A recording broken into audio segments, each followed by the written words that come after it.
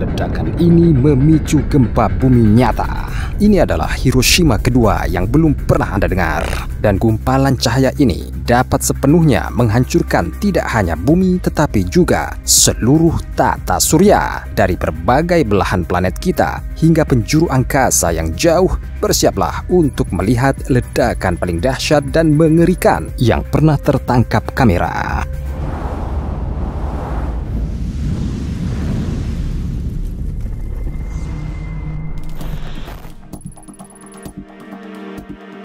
Ledakan yang tidak disengaja selalu tidak terduga dan karenanya menjadi salah satu yang paling menghancurkan. Penduduk kota Tultepec di Meksiko ini telah menghabiskan banyak waktu untuk memproduksi perayaan-perayaan besar yang tak terpikirkan. Bukan, sayangnya itu bukan tequila.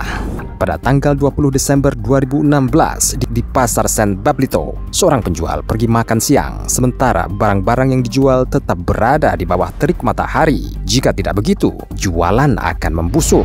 Tidak ada bencana dalam hal ini, tapi masalahnya selama 200 tahun terakhir, orang Tultepec telah hidup dari produksi kembang api. Pada hari yang menentukan itu, sekitar 300 ton kembang api meledak sekaligus. 40 orang tewas di lokasi dan lebih dari 80 terluka. Ledakannya sangat dahsyat. Ini benar-benar meratakan seluruh pasar. Butuh waktu 2 tahun untuk membangunnya kembali. Pejabat setempat mengklaim bahwa setelah kelalaian fatal itu, penjual memperlakukan barang mereka dan cara penyimpanannya dengan lebih hati-hati. Tapi siapa yang bisa menjamin tidak akan pernah ada lagi tragedi kembang api yang mengerikan di Tultepec? Penduduk Lac Mégantic, Kanada, tidak melanggar satupun peraturan keselamatan, tapi masih diserang oleh monster api. Ini bukan kata kiasan. Pada tanggal 6 Juli 2013, sekitar pukul 1 pagi, kota itu tiba-tiba mendengar ledakan keras yang mengirimkan bola api raksasa menyapu jalanan. Itu 3 kali lebih besar dari gedung sentral tertinggi dan panasnya bisa dirasakan sejauh 2 km. Orang-orang melompat dari jendela, mati-matian berusaha menyelamatkan diri. Tapi kemudian monster itu mencapai selokan kota. Tiang-tiang api mulai menyembur keluar dari saluran pembuangan air. Gambaran yang benar-benar apokaliptik. Petugas pemadam kebakaran berhasil mendekati lokasi bencana saja 20 jam kemudian dan mereka harus bergantian satu sama lain setiap 15 menit karena panas dan asap beracun. Ketika mereka akhirnya mengalahkan monster api, 47 penduduk setempat ditemukan tewas dan seluruh pusat kota hampir hancur. Tapi apa yang terjadi di sana? Ternyata dengan konsekuensi yang luar biasa. Monster api itu hidup dikarenakan kereta barang reguler. Lokomotif utama mengalami masalah mekanis dan baru saja diperbaiki. Namun tim pemeliharaan telah menggunakan bahan seperti epoksi yang tidak memiliki daya tahan yang dibutuhkan. Akibatnya, oli mulai menumpuk di badan kompresor sentrifugal. Dan itu berlanjut selama 7 bulan sampai akhirnya kepanasan. Kereta apapun pasti akan terbakar dalam kasus ini. Terlebih lagi, pada malam tanggal 6 Juli, gerbong tangki membawa minyak mentah. Pelepasan dan ledakannya menghasilkan bola api raksasa yang merusak kota Lac Mégantic. Hanya 1 bulan setelah tragedi tersebut, perusahaan pemilik jalur kereta api tersebut mengalami kebangkrutan. Namun terkadang ledakan yang tidak disengaja terjadi begitu besar sehingga orang yang bertanggung jawab atas ledakan tersebut tidak bisa kabur dengan mudah. Pada tahun 2016, otoritas Cina menangkap lebih dari 50 eksekutif pelabuhan Tianjin dan menuduh mereka melakukan korupsi dan penyalahgunaan kekuasaan. Sementara itu, kepala gudang setempat dijatuhi hukuman mati. Ini adalah konsekuensi dari kelalaian manusia yang menyebabkan gempa bumi yang nyata. Larut malam tanggal 12 Agustus 2015, layanan darurat lokal menerima telepon yang melaporkan kebakaran besar yang terjadi di salah satu gudang pelabuhan. Petugas pemadam kebakaran segera bergegas ke tempat kejadian, namun mereka sama sekali tidak berdaya. Area kebakaran terlalu besar, tapi kejutan utama dan terburuk akan segera terjadi. Pukul 11.30 waktu setempat, 2 ledakan dahsyat mengguncang pelabuhan. Setiap makhluk hidup dalam jarak 1 km langsung mati. dan gelombang kejut merobek jendela dan langit-langit 6 km jauhnya dari lokasi ledakan. Lebih dari 200 orang tewas, lebih dari 12.000 mobil hancur. Jaringan Gempa Nasional Cina bahkan mencatat ledakan ini sebagai gempa bumi berkekuatan 2,5 dan berkekuatan 3. Energi mereka setara dengan 27 ton TNT, yang lebih dari kekuatan ledakan Fatman, bom yang pernah dijatuhkan di Nagasaki. Semua ini terjadi karena wadah dengan amonium nitrat, pupuk yang banyak digunakan dalam produksi roti. Penyelidikan kemudian mengungkapkan bahwa suhu penyimpanan di gudang telah beberapa puluh derajat di atas batas yang dapat diterima, sehingga pengabaian yang ceroboh ini akhirnya menyebabkan ledakan yang tak terhindarkan. Pelabuhan Tianjin dibangun kembali hanya dalam waktu 6 bulan. Namun 5 tahun kemudian, hal yang sangat mirip terjadi di Beirut, Lebanon. Saat itu ledakan amonia nitrat memicu gempa berkekuatan 3,5.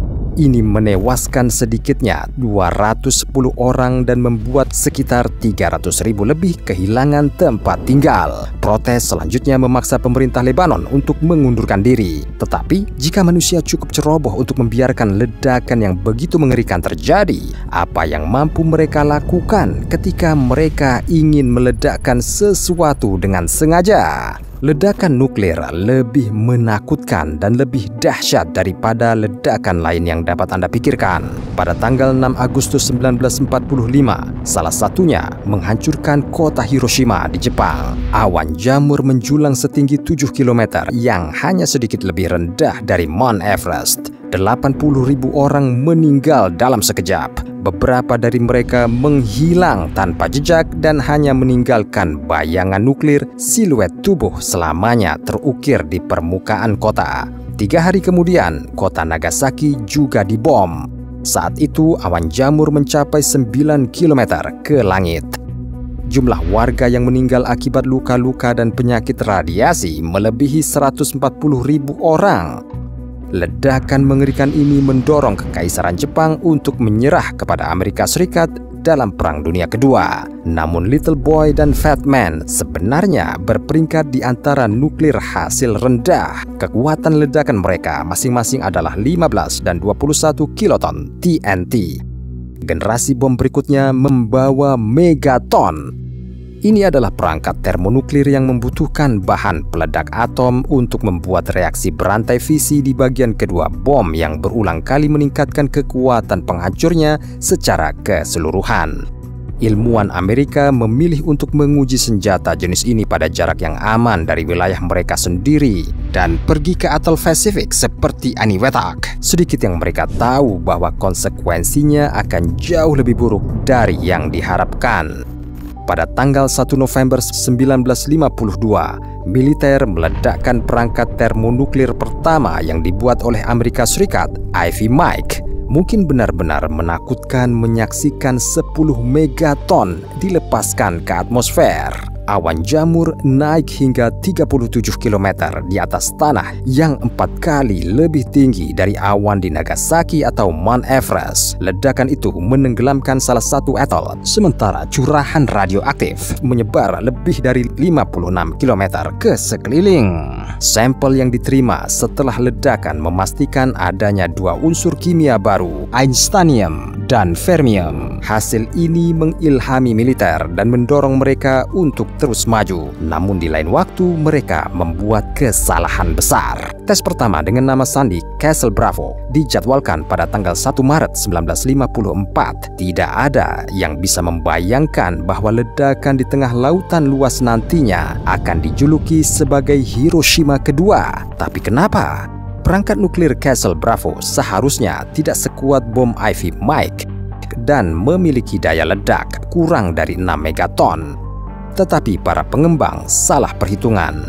Ledakan itu 2,5 kali lebih kuat dan menghasilkan 15 megaton TNT. Mushroom Cloud membuat rekor absolut baru.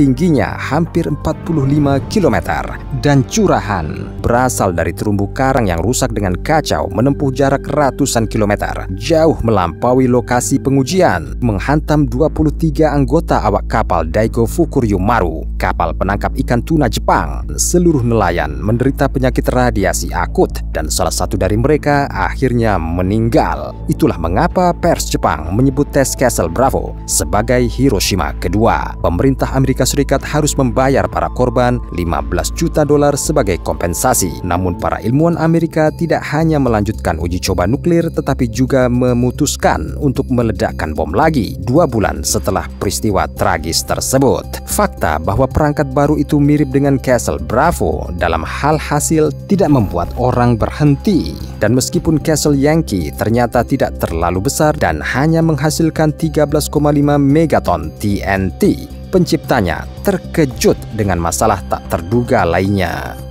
4 hari setelah ledakan, hujan radioaktif mulai turun di beberapa bagian Amerika Utara. Mexico City paling terdampak.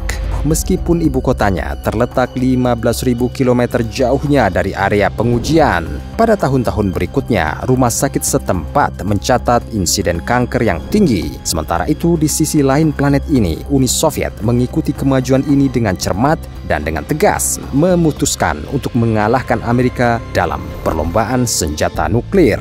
Pada tanggal 30 Oktober 1961, pasukan militer Uni Soviet melakukan uji coba senjata atom terkuat dalam sejarah.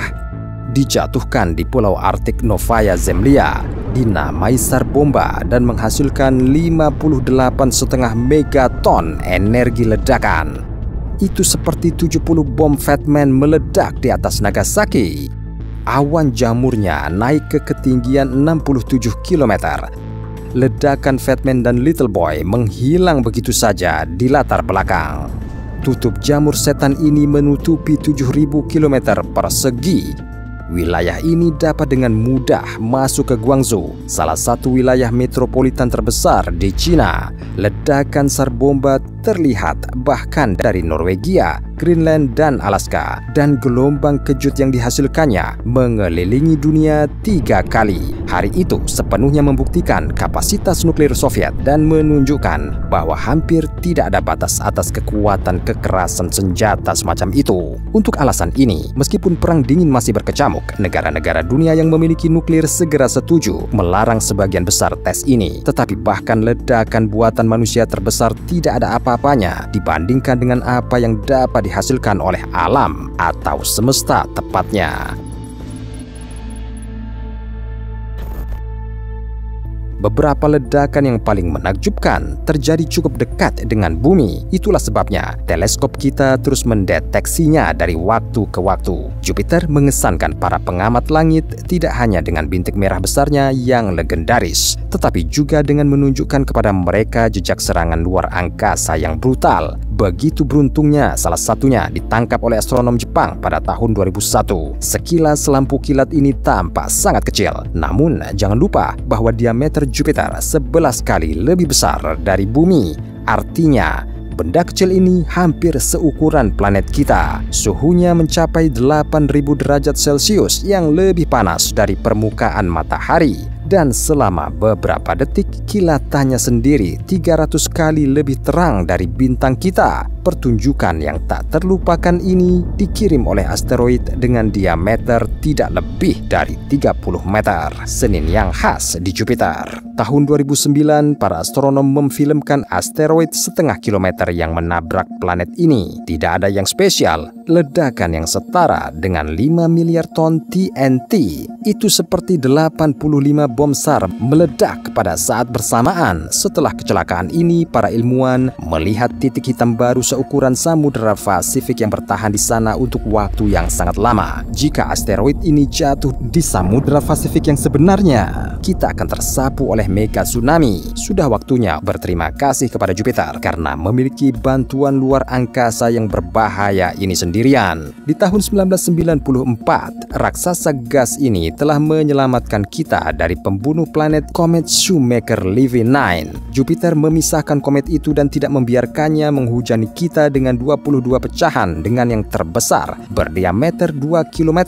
Itu 4 kali lebih besar dari asteroid yang terlihat di 2009. Atmosfer Jupiter memanas hingga 30.000 derajat Celcius di dekat lokasi tumbukan. Hanya supergiant biru yang diketahui memiliki suhu seperti ini dan radiusnya lebih besar dari jarak yang ditempuh Jupiter saat mengorbit matahari. Komet tersebut meledak dengan kilatan cahaya, mampu menantang bintang paling terang di alam semesta. Selama beberapa bulan setelah tabrakan, kita dapat melihat bercak-bercak hitam panjang di awan Jupiter. Mereka bertahan di sana terlepas dari semua arus atmosfer yang aktif. Dan sebelum mulai mengucapkan terima kasih kepada para kameramen pemberani karena telah melakukan pekerjaan yang luar biasa, mari cari tahu dulu nama mereka. Ledakan paling kuat di Jupiter ditangkap oleh robot penjelajah luar angkasa Galileo dan Ulysses. Tetapi jika kilatan yang terjadi di planet ini bisa lebih menyilaukan daripada matahari, apa yang mungkin terjadi pada matahari itu sendiri jika terjadi ledakan luar angkasa? Pada tanggal 16 Juli 2000, Prancis seperti biasa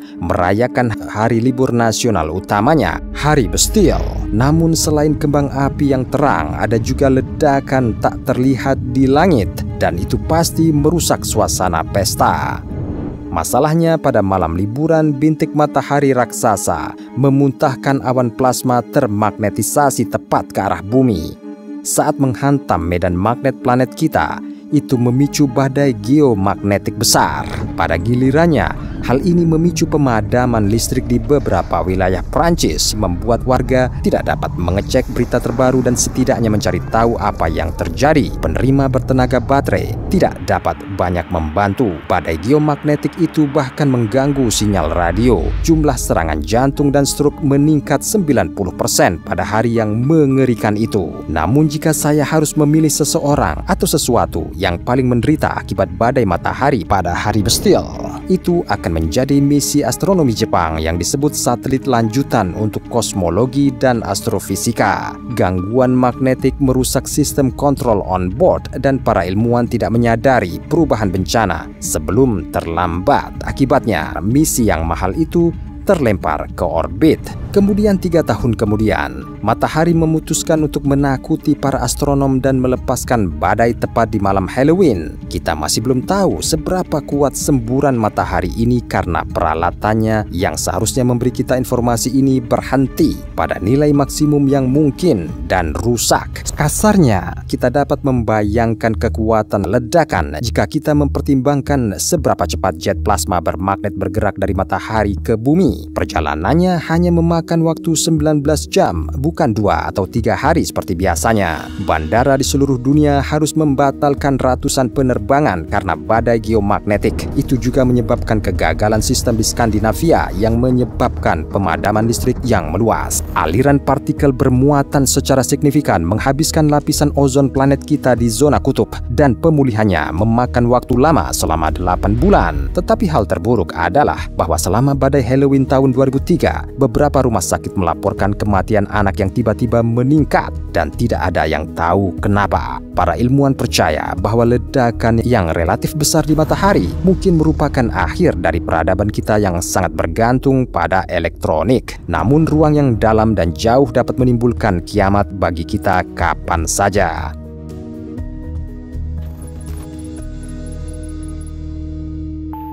Para ilmuwan sering mendeteksi ledakan besar di luar tata surya kita dan hampir tidak mirip dengan apapun yang kita ketahui. Ledakan ini hanya bisa dibandingkan dengan Big Bang yang membuat alam semesta menjadi ada. Tahun 1604, astronom Jerman Johannes Kepler melihat sesuatu yang luar biasa di langit. Dia melihat sebuah bintang di konstelasi Ophiuchus yang belum pernah ada sebelumnya dan dengan hati-hati memetakannya. Ini dia, ditandai dengan huruf N. Kepler berpikir bahwa dia beruntung menyaksikan kelahiran bintang terang baru. Tetapi tak lama kemudian, bintang itu memudar. 4 abad kemudian, teleskop luar angkasa Hubble hanya menangkap beberapa gumpalan materi yang aneh di bagian langit ini. Masalahnya, apa yang dilihat Kepler bukanlah kelahiran sebuah bintang. Itu adalah kematian bintang tua yang membawa malapetaka. Saat raksasa biru besar kehabisan bahan bakar, tidak hanya lenyap, ia meledak dengan kecerahan miliaran matahari yang terlihat di seluruh angkasa. Tapi meski sekarang kita tahu fenomena apa ini, kita terus menyebut ledakan ini sebagai nova dan supernova, seperti yang dilakukan Kepler. Sebenarnya, orang-orang telah memperhatikan bencana antar bintang sebelumnya dan mereka bahkan tidak memiliki teleskop. Para ilmuwan berasumsi bahwa lukisan gua yang ditemukan di India ini berasal dari 3600 sebelum Masehi dan menggambarkan ledakan supernova. Saya akan memberitahu Anda lebih banyak. Bahkan bintang Bethlehem bisa menjadi supernova. Ini berarti bahwa ledakan luar angkasa ini mungkin telah mempengaruhi sejarah umat manusia dan mereka juga dapat menghentikannya. Jika supernova meledak di sistem bintang Alpha Centauri yang terletak 4,2 tahun cahaya dari bumi, itu akan menjadi pertunjukan cahaya yang luar biasa. Dalam hitungan hari, gelombang kejut akan membuat planet kita menjadi abu. Itu seperti meledakkan persediaan hulu ledak nuklir dunia beberapa ratus kali berturut-turut. Beruntung bagi kita, sejauh ini tidak ada bintang berbahaya yang siap menjadi supernova di dekat bumi. Namun para ilmuwan terkadang mendeteksi hal-hal seperti itu di galaksi lain. Selama 20 tahun terakhir, Hubble merekam 5 ledakan supernova di seluruh galaksi bernama NGC 5468 yang terletak 140 juta tahun cahaya dari bumi. Efek ledakannya terlihat mengesankan, bahkan dari jarak yang sangat jauh. Gelembung ini beberapa kali lebih besar dari tata surya, tapi kesenangan estetika bukanlah alasan utama mengapa para ilmuwan terus memfilmkan supernova. Ledakan luar biasa terjadi di pinggiran galaksi ini yang berjarak 70 juta tahun cahaya dari kita. Katai putih telah menyerap materi bintang tetangga sampai reaksi fusi muncul di permukaannya. Ledakan selanjutnya melontarkan materi keluar angkasa pada sekitar 18.000 km per detik. Ini 90.000 kali lebih cepat dari kecepatan pesawat jet kita. Kilatan 5 miliar kali lebih terang dari matahari menghantam semesta, dan itu penting. Supernova tipe 1A seperti itu selalu memiliki luminositas yang kira-kira sama, yang memungkinkan para astronom mengukur jarak secara akurat di luar angkasa dan bahkan menghitung seberapa cepat alam semesta mengembang. Tahun 2016, para ilmuwan pertama kali berhasil merekam konsekuensi unik dan eksotis dari ledakan supernova di galaksi Centaurus A. Inilah yang disebut gema cahaya. Terlihat sangat mirip dengan lingkaran di atas air. Astronom Louis Galvani berpendapat bahwa gelombang semacam itu membawa karbon, besi, dan elemen yang lebih berat di sekitar ruang angkasa dengan kecepatan tinggi. Dan jangan lupa bahwa keberadaan fisik kita berhutang pada zat yang tepat ini. Tetapi bahkan pengaruh supernova di alam semesta tampaknya kurang mendalam ketika Anda belajar tentang ledakan luar angkasa lainnya. Pada tahun 1967, satelit militer Amerika Serikat mengamati dengan cermat suar yang muncul di permukaan planet sebagai hasil uji coba nuklir Soviet, dan secara tidak terduga mereka menangkap sinyal yang datang dari sumber yang mengejutkan dari luar angkasa. Ini adalah ledakan sinar gamma, hanya beberapa piksel pada rekaman itu, tetapi itu cukup untuk membuat para astronom tidak bisa berkata-kata. Jika orang Amerika mengirim seseorang yang dekat dengan sumber untuk merekamnya, rekaman itu akan mengungkapkan tabrakan lubang hitam atau bintang neutron yang menghasilkan emisi sempit seterang ratusan supernova. Para ahli menyaksikan salah satu ledakan sinar gamma yang paling kuat belum lama ini, pada tanggal 9 Oktober 2002. Dan meskipun ada hampir 2,5 miliar tahun cahaya yang memisahkan bumi dari lokasi ledakan, hal itu tetap mempengaruhi kita.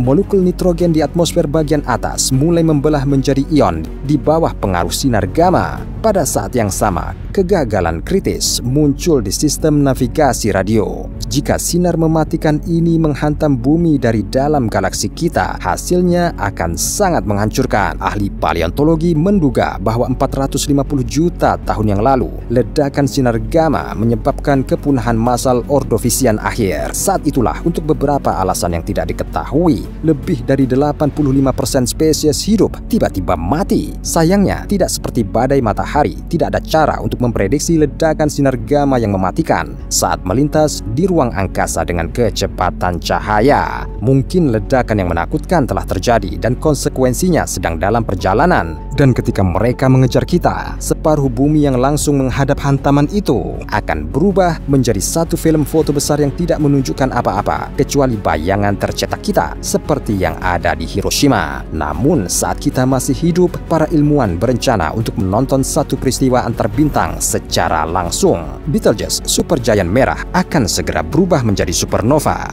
Dengan segera, maksud saya setiap saat di masa depan. 100.000 tahun, sekejap mata menurut standar astronomi. Saya tidak yakin tetapi saya benar-benar ingin foto saya berdiri di depan dua matahari yang bersinar di langit latar belakang. Itulah efek yang akan dibawa Betelgeuse setelah menjadi supernova. Dan jika kita harus menunggu beberapa ribu tahun lagi, siapa tahu, mungkin pada saat itu manusia akan menemukan cara untuk mengirim operator kamera ke sana dan mendapatkan rekaman ledakan luar angkasa. Anda ingin direkrut untuk pekerjaan ini?